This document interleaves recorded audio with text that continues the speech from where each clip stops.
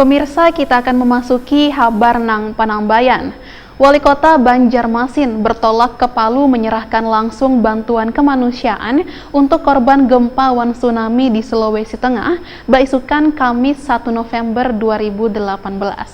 Rombongan yang diterima Wali Kota Palu di ruang kerja kantor Pemko Palu Nang ini langsung menyerahkan bantuan berupa duit tunai secara simbolis untuk bubuhan korban bencana alam ini.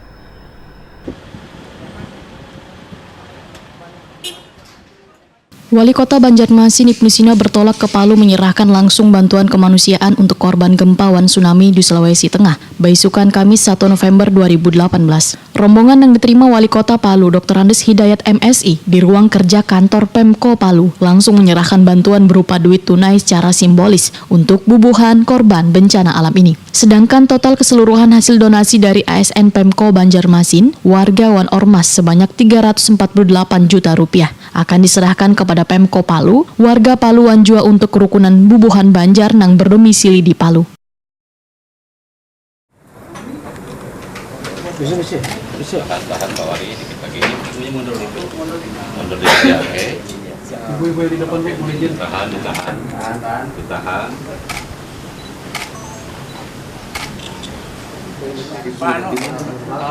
Pak, dari Pak Ardian, nginep aja.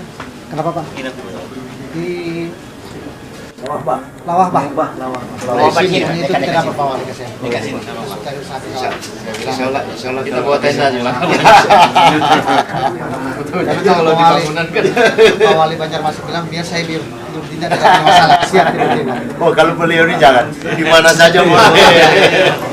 Saya insya Allah nanti kalau masih di sini, Enggak apa-apa. Bapak lebih banyak tugas di sini. artinya kalau malam-malam begitu saya bisa jalan-jalan di situ dan kita Silakan aja. Wali Kota Banjarmasin Ibnu Sina Waitakoni mengungkapkan rasa keprihatinannya wan duka cita nang mendalam terhadap musibah gempa wan tsunami ini. Politisi PKS ini pun berharap bencana ini cepat selesai wan bisa tertangani, sehingga warga bisa hidup seperti biasa. Menurut Ibnu Sina, warga Palu adalah orang-orang kuat wan tabah, karena Allah kadang memberi ujian melebihi kemampuan umatnya. Kerukunan bubuhan Banjar di sini hampir 75% warga Banjar di sini. Allah alam bisa. Tapi ya kita doakan supaya, karena masih banyak juga yang terkubur di dalam, dan kita doakan mereka terima kasih tempat yang layak.